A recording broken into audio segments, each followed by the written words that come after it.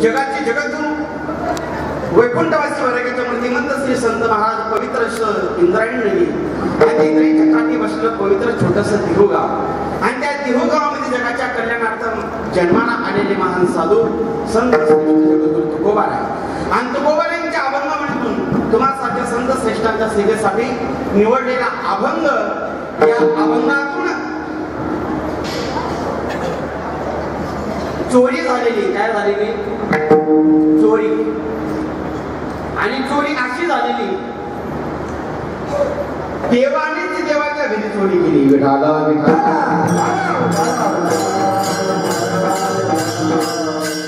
देवाने देवाच्या घरी चोरी केली आणि देवाने देवाला भिकारी करून टाकली मोठा प्रश्न आहे त्या प्रश्नाचं उत्तरण फक्त एका तासात आपल्याला करायचं मिशन आलेली 9:30 आपला जय विठ्ठल झालं पाहिजे म्हणून घड्याळ समोर किंवा असं म्हणलो तर मला या ठिकाणी सेवेसाठी उपस्थित केलेला अभंग तुम्हाला चिंतन मांडण्याआधी या ठिकाणी कीर्तनाचा पर्याय सर्वांना माहीतच दर मुक्काम करत करत आनंद येऊन आपण माऊली महाविष्णू ज्ञानोबा यांच्या सोबत समर्थ सद्गुरू सच्चिदानंद श्रीपाद बाबा समर्थ सद्गुरू सच्चिदानंद रामदास बाबा या महात्मेच्या पालखी सोहळ्यामध्ये आपण या ठिकाणी सामील झालो आणि माऊलींच्या सोबत बाबांच्या सोबत दर मुक्काम करत करत आपण पंढरपूरच्या दिशेने आलो आणि आपण अगदी महाराज त्या विठ्ठलाच्या अगदी जवळ आपला ठेपा या ठिकाणी येऊन ठेपलेला आहे आजचा मुक्काम म्हणजे आपल्या आश्रमापासूनचा शेवटचा मुक्काम उद्या आपण आनंद आश्रमामध्ये प्रवेश करणार आणि आजचा मुक्काम म्हणजे महाराज आध्यात्मिक क्षेत्रातलं एक वैभवशाली केंद्र ज्या केंद्रातून पूर्ण विश्वामध्ये एका शांतीचा संदेश दिला जातो सर्व समभावतेचा संदेश दिला जातो अश्व विश्वनाथांचं हे विश्व शांती केंद्र आणि आजचा मुक्काम आपला हा या ठिकाणी MIT कॉलेज मधील या विश्व शांती केंद्रामध्ये आजचा मुक्काम आपला या ठिकाणी आहे आणि या ठिकाणी माझं सौभाग्य समजतो माझं भाग्य समजतो की अशा पवित्र या ठिकाणी माझ्यासारख्या लेकराला बालकाला सेवेचा योग आला सेवा करण्याचा योग आला ज्या ठिकाणी प्रत्येक कोरोनामध्ये प्रत्येक क्षणाक्षणामध्ये प्रत्येक गोष्टीमध्ये प्रत्येक ठिकाणामध्ये प्रत्येक वस्तूमध्ये अध्यात्म लपलेलं आहे असं हे विश्वशांती केंद्र आणि या ठिकाणी भव्य दिव्य असं प्राध्यापक डॉक्टर राजस्मरणीय विश्वनाथजी कराळकर साहेब यांच्या प्रेरणेतून उभारलं गेलं हे पंढरपूर क्षेत्रामध्ये हे भव्य दिव्य असं हे MIT क्षेत्र आणि यामध्ये आध्यात्मिक ज्ञान देण्याचा किंवा आध्यात्मिक विचार सांगण्याचा संदेश देण्याचा योग माझ्या वाटेला आला म्हणून माझ्या बौद्धिक पातळीनुसार जे चिंतन मला मांडता येईल माझ्या पद्धतीने माझ्या बुद्धीच्या लेवलने ते मी या ठिकाणी मांडण्याचा प्रयत्न करणार म्हणून या ठिकाणी सद्गुरू सच्चिदानंद श्रीपाद बाबा सद्गुरू सच्चिदानंद रामदास बाबा या पालखी सोहळ्यातील सर्व ट्रस्टींनी या ठिकाणी माझ्यासारख्या लेकरांच्या वाटेला ही सेवा दिली जास्त वेळ न घालवता आपण या ठिकाणी चिंतनाकडे ओढूया विठाला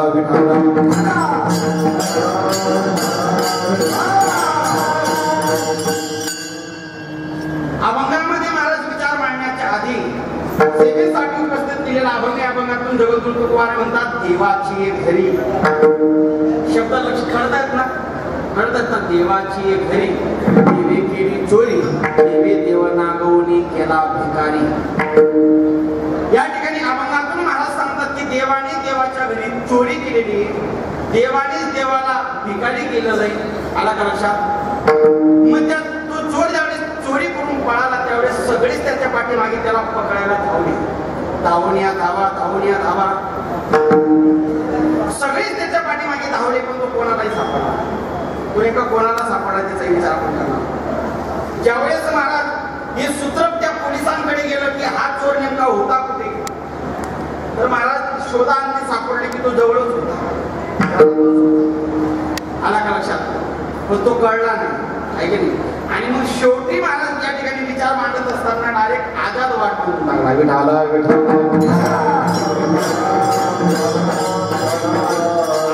अमृत अनुभवाचा आझाद वाद मानून मोकळे झाले काय आपण दृष्टांताने सगळे विषय आपण पटवून देण्याचा प्रयत्न करू देवाची घरी देवी केली चोरी. ऐका, भक्ती मार्गामध्ये परमार्थ करत असताना काही न लगे एक भावाची कारण. परमार्थामध्ये तुमचा धन नको, दौलत नको, काही नको, काही नको, त्याला लागतो तो फक्त आणि फक्त शुद्ध भाव. तुम्ही किती ज्ञान संपादन केलं, तुम्ही किती ग्रंथाच्या ग्रंथ पाठ करून टाकली, याला उपयोग नाही. म्हणजे करू नये असं नाही, याला पाहिजे, आला का लक्षात. पण जीवनामध्ये अंतःकरणामध्ये शुद्ध भाव नसेल तर महाराज त्या प्राप्त केलेल्या ज्ञानाला पण काही उपयोग नाही. महाराज या ठिकाणी परिस्थिती अशी झाली, जगद्गुरु तुकोबारायांना साधूचा बोध झाला. लावणी आता कुरवाडीला माता सांगितली चिंता न करावी. ज्यावेळेस महाराज बाबाजी चैतन्यांचा बोध ज्यावेळेस महाराज जगद्गुरु तुकोबारांच्या जीवनामध्ये प्राप्त झाला, त्यावेळेस जगद्गुरु तुकोबारांच्या जीवनामध्ये तो बोध प्राप्त झाल्यानंतर महाराज जीवनामध्ये भक्ती मार्गाचा अनुभव आला. आणि भक्ती मार्गाचा अनुभव आल्यानंतर तो अनुभव कशा पद्धतीने आला? अंतरीची व्हावी स्वभावी बाहेरी. आतमध्ये महाराज विश्वात्मक चैतन्याची अनुभूती आली आणि ती बाहेर प्रकट झाली. कशाच्या रूपाने? असो ऐसा कोठे आठवती नाही,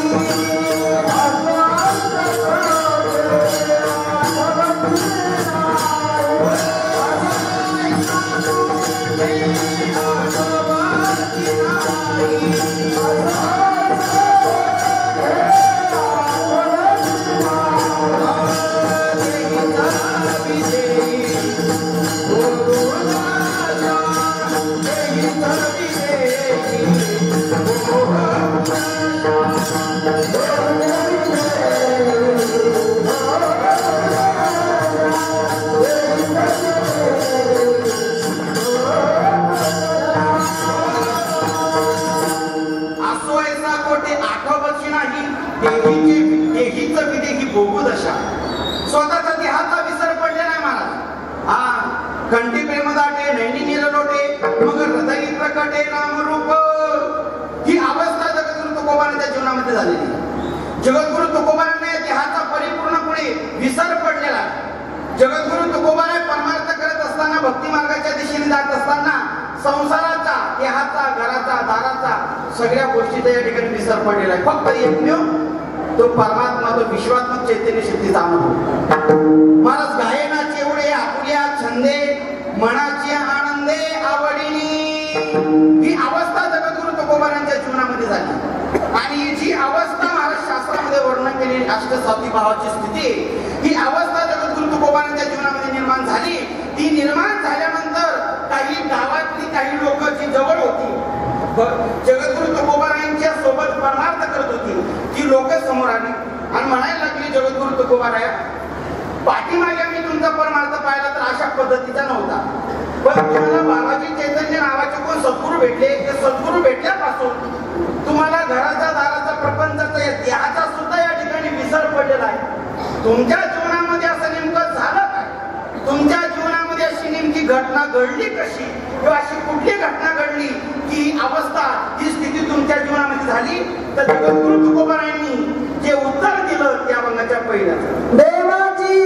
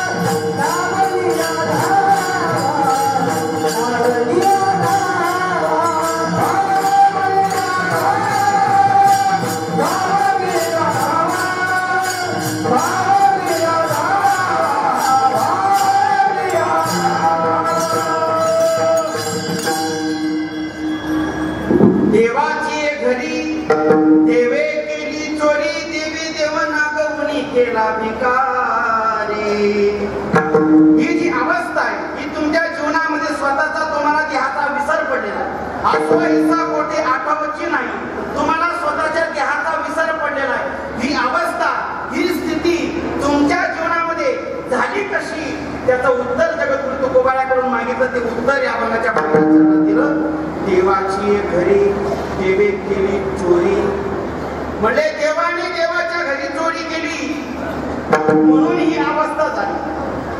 आता प्रश्न असा निर्माण होतो, काही लोक म्हणतील महाराज आम्हाला जरा प्रश्नचिन्ह पडू राहिले. देवाची घरी देवे केली चोरी आणि देवी देव नागवणी केला भिकारी.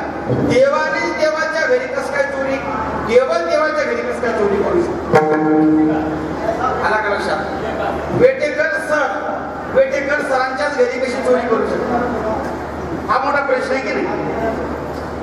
देवाची घरी देवे केली चोरी. आता आपल्याला प्रश्न उत्तर काढायचं. आता नेमका कोणत्या देवाने कोणत्या देवाच्या घरी चोरी केली, आपल्याला हे प्रश्न सोडायचे. पहिले प्रश्नाचं उत्तर सोडायचे. देवाची घरी, देवाच्या घरी चोरी झाली कोणत्या देवाच्या?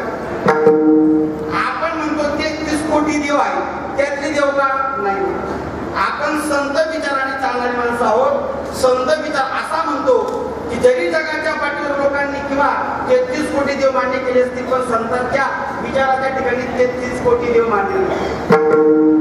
एक धरीला चित्ती तुकोबाने म्हणतात, एक गाऊ आम्ही किंवा आपुला तो एक. देवाच्या संबंधाने एकच देव मांडला. कसा मांडला? एकच देव मांडला. मग तुम्ही म्हणाले शेंद्री अरे शेंदरी अंदरी दैवते, शेंदरी अंदरी दैवते कोण पूजती भूते घेतली आपल्या मोठा सीमा गती रडते शिद्यावला.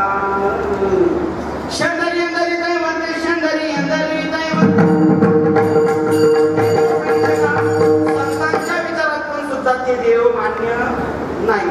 मग नेमकं कुठल्या देवाने कुठल्या देवाच्या घरी चोरी केलेली याचा विचार करत असताना वेदांत शास्त्राकडे आपल्याला जावं लागेल. वेदांत शास्त्र असं म्हणतं, देवाची घरी.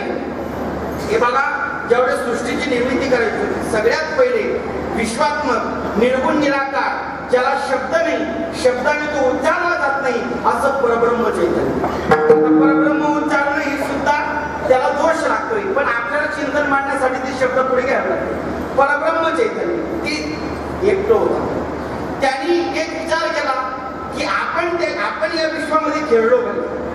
एकोम बहुस्या त्यांनी कल्पना निर्माण केली. काय केली? एकोम बहुस्या.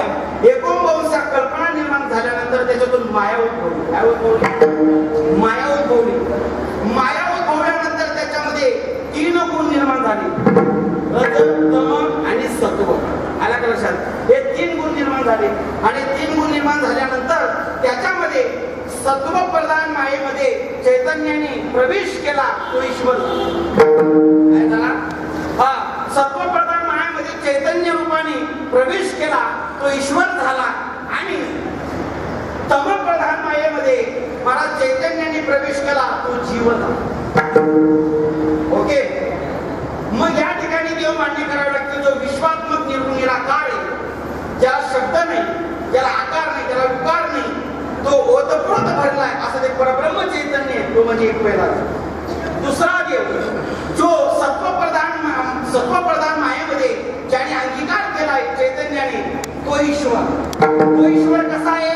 तो ईश्वर महाराज या ठिकाणी जगाची उत्पत्ती करत असतो. म्हणजे ब्रह्मा, विष्णू आणि महेश हे तिघही देव महाराज ईश्वराच्या ठिकाणी. कुठे आहेत? ईश्वराच्या ठिकाणी. बरं का?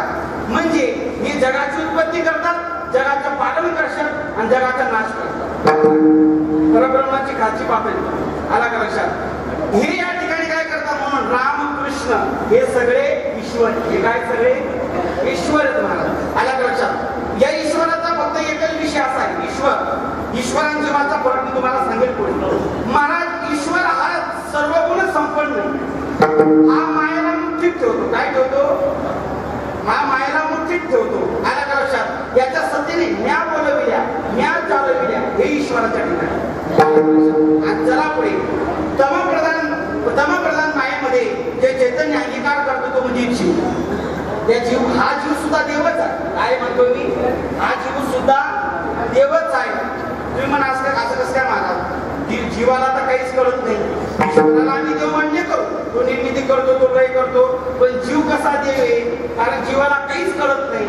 आपण काय म्हणतो साठे महाराज, जीवाला काही कळत नाही. अरे जीवाला काही कळत नाही. जीव म्हणतो मला काही कळत नाही. जीव काय म्हणतो? तुम्ही आम्ही जीव काय म्हणतो? मला काय कळत, मी कसं काय देऊ, मला काय कळत नाही. अरे तुला काय कळत नाही हे तरी कळत ना. मला काय कळत, मी जीव आहे, मला काय कळत नाही. अरे तुला काय कळत नाही हे तरी कळत ना. म्हणजे तुझ्याकडे कळतेपणा आहे आणि कळतेपणा ज्याच्याकडेच आहे त्याच्या ठिकाणी चैतन्याचा वास.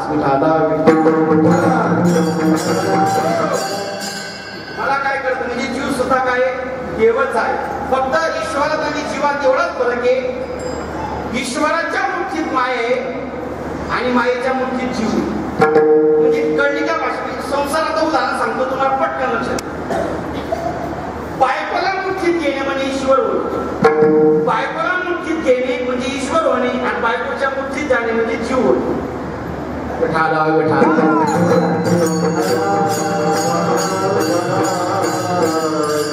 सगळ्यांनी माझ्याकडे बघू नका. प्रत्येकाची कंडिशन तपासून घ्या. आहे की नाही? मी चांगली ताब्यात ठेवली म्हणून वारीला आणली.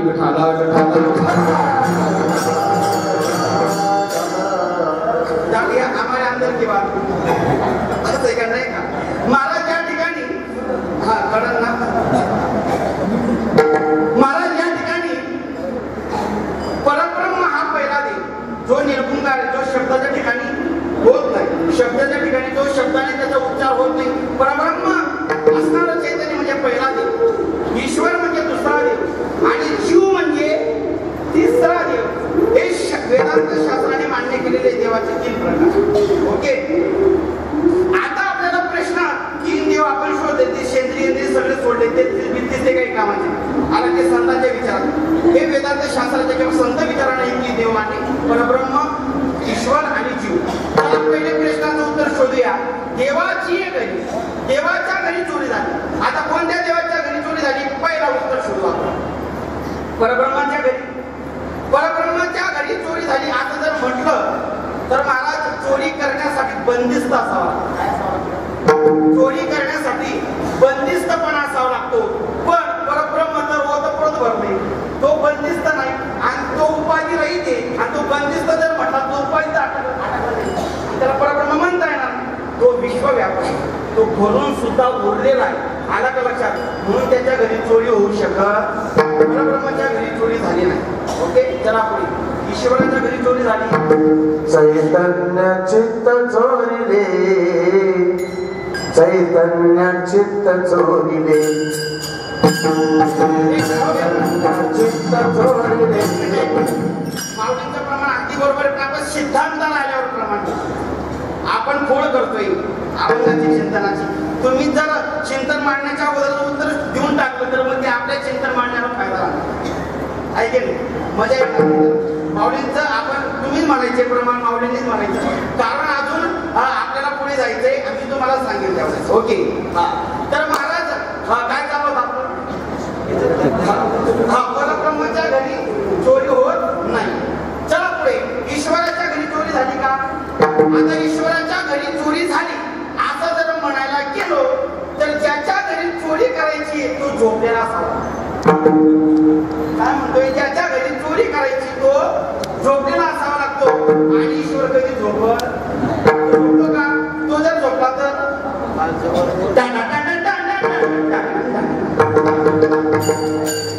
आवरावरी आवरावरी झाल्याशिवाय राहणार नाही.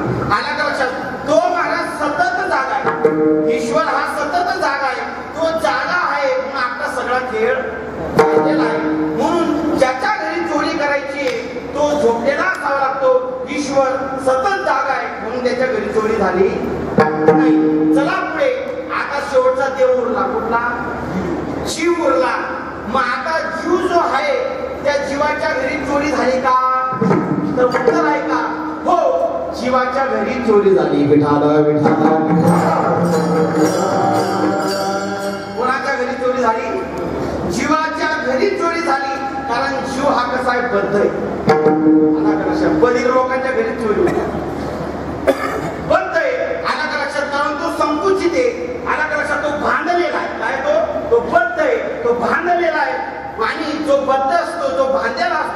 उपाधीत अडकलेला असतो. आला का लक्षात? जो आतून महाराज कुरूप लावून झोपलेला असतो आणि जीव सतत झोपलेला आहे आणि झोपलेल्या माणसाच्या घरी चोरी होत असते. ते माऊलींनी परमान्य धरलं. चित्त चोरिले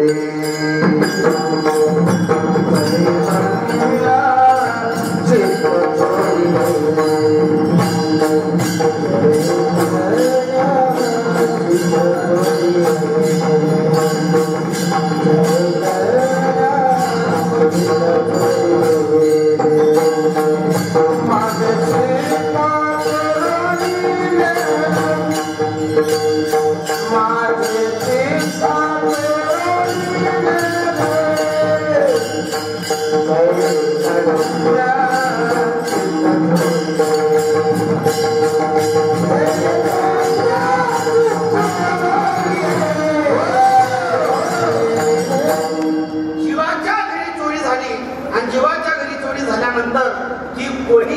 आता हे चोरी कोणाच्या घरी झाली? देवाची घरी. देवाच्या घरी चोरी झाली. कोणत्या देवाच्या घरी? जीव रूपी देवाच्या घरी चोरी झाली. आता कुठल्या देवाने केली याचं उत्तर आपल्याला शोधायचे. पहिलं, परब्रह्माने चोरी केली का? चांगला बारीचा विचार केला तर नाही काका. परब्रह्म चैतन्य चोरी करू शकत नाही, कारण तो कसा आहे? निष्क्रिय. आला का लक्षात? तो महाराज या ठिकाणी असं म्हणतो, मी सर्वांठाई असून सुद्धा मी अलिप्त आहे. कसा आहे? मी सर्वांठाई सुद्धा मी अकर्ता आहे, मी अभोक्ता आहे. परब्रह्माच्या ठिकाणी म्हणा. हा, तो महाराज या ठिकाणी अस्थिर महाराज त्या ठिकाणी तो काहीच करत नाही. आला का लक्षात? तो कुठल्याच उपाधीत अडकत नाही, तो कुठल्याच गोष्टीचं कार्य करत नाही, कुठल्याच गोष्टीचा कर्तेपणा घेत नाही. आला का लक्षात? भोगतेपणा घेत नाही. आणि त्याच्या ठिकाणी जर कर्तेपणा राहिला असता तर त्याला परब्रह्म म्हटलं नाही. अतिशय तो त्याच्यापेक्षा मी सर्वांच्या ठाई पण मी सर्वात नाही. आला का लक्षात? मी असून सुद्धा नसून मी सर्वांमध्ये आहे, पण मी ज्यावेळेस मी सर्वांमध्ये असून सुद्धा नाही, ज्यावेळेस बाजूला निघतो ना त्यावेळेस तो ते परब्रह्म चैतन्य. आला का लक्षात? आणि परब्रह्म चैतन्य चोरी करू शकत नाही, कारण तो कर्तेपणा तो त्या ठिकाणी घेत नाही. चला पुढचा देव सांगितला शिवाने चोरी केली का? चांगला बारीक विचार केला तर नाही. शिवाने ही चोरी करत नाही, जीव चोरी करू शकत नाही. कारण की चोरी करण्यासाठी सुद्धा ज्याच्या घरी चोरी करायची, आला का लक्षात? ही चोरी करण्यासाठी सुद्धा चोरी करणाऱ्याकडे तुम्ही ताकद. आला का लक्षात? चोरी करण्यासाठी सुद्धा तुला ताकदवान असावा लागतो, कारण चोरी करणारा असं या मनातून जी चोरी झाली ती म्हणजे अशी अशी असं नाही. ते म्हणतात ते काय महाराज दुश्मनाला देतात ती म्हणजे अशी लोकल चोरी नाही.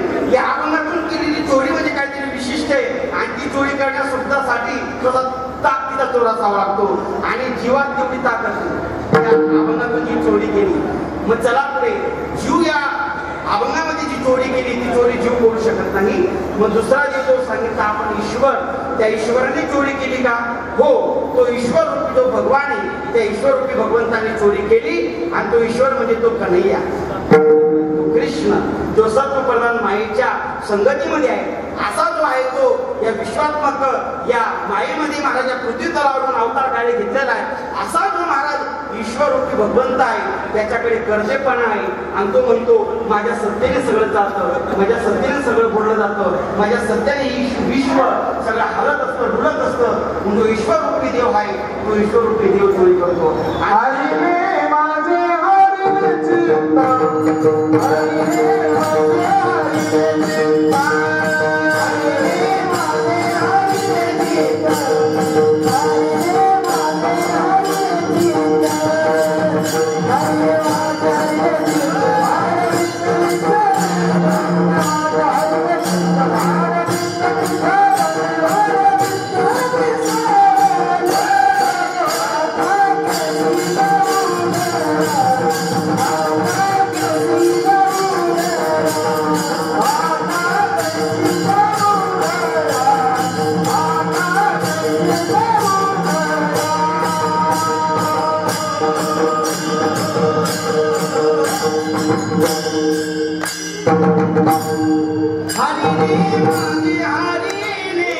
चित्त भारवे विसरली. आणि असा हा गोकुळाचा जो कन्हैया आहे ना, किंवा असा हा जो देव आहे ना, हा चोर म्हणजे काही साधा सुद्धा नाही. हा तो पुराण प्रसिद्ध चोर. तुम्ही म्हणणार हा चोर काही आताचा आहे का? अरे आताचा तवाचा नाही, हा तो पुराण प्रसिद्ध चोर, केशव नामयाचा दाता, असा पुराण प्रसिद्ध असणारा हा ईश्वरूपी परमात्मा, हा जो कन्हैया आहे, हा जो ईश्वर आहे, हा जो भगवंत आहे, हा चोरी करत असतो.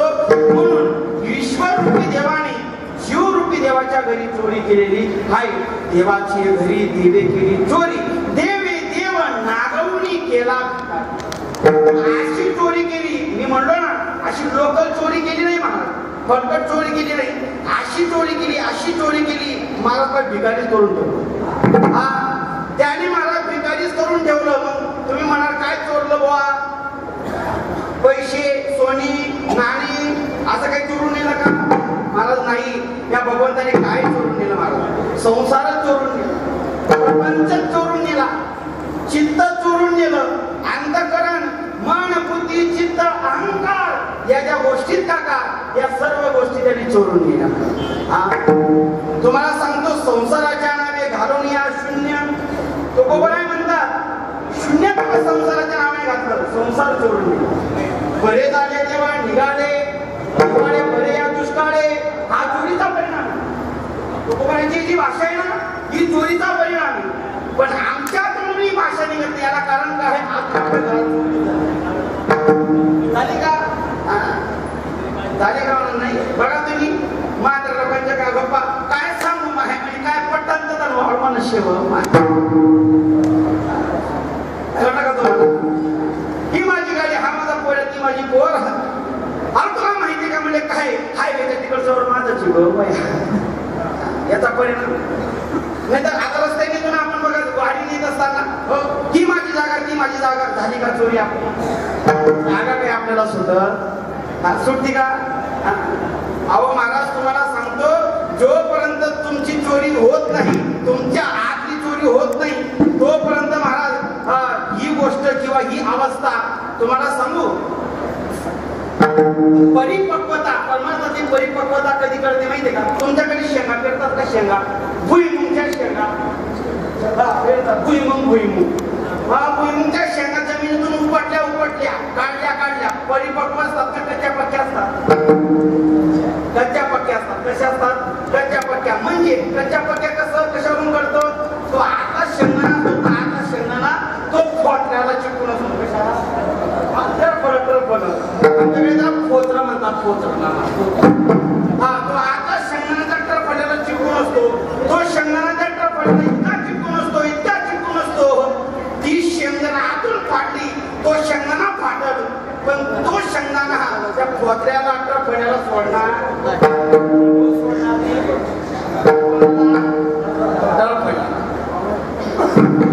मग शेतकरी कालांतराने काय करतो? तो आता शेंगदाणा परिपक्व दशेला जावा म्हणून तो वाळायला घालतो, शेंगांना वाळायला घालतो. उन्हात वाळायला घातल्यानंतर तो आतला शेंगदाणा परिपक्व दशेला गेल्यानंतर आता सांगा, त्या टरफल्याला धरूनच राहतो का सोडून देतो? दृष्टांत संपला. परिपक्व अवस्था झाल्यावर आतून टरफल्याला सोडायचं असतं, हे शेंगदाण्याला कळतं. शेंगदाणा कळतंय ना? मी शेंगदाण्याची गोष्ट करतोय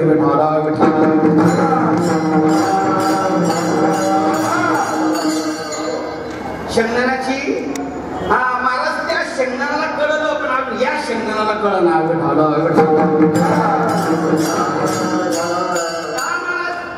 कारण अजून जीवनामध्ये, आपल्या जीवनामध्ये विकारात्व आलेलं नाही. याचा अर्थ असं, परमार्थाची परिपक्वता दशा आलेली नाही. आम्ही अजूनही संसारात गुंतून आहोत, संसारामध्ये आपलं चित्त अटकून आहे. याचा अर्थ असं, याचं लक्षण असं म्हणतं की आपल्या घरामध्ये अजून देवाने चोरी केलेली. आणि ज्या दिवशी महाराज भगवंताने चोरी केली ना, महाराज काय सांगावं? माझ्या मनाला गोछंद नित्य गोविंदा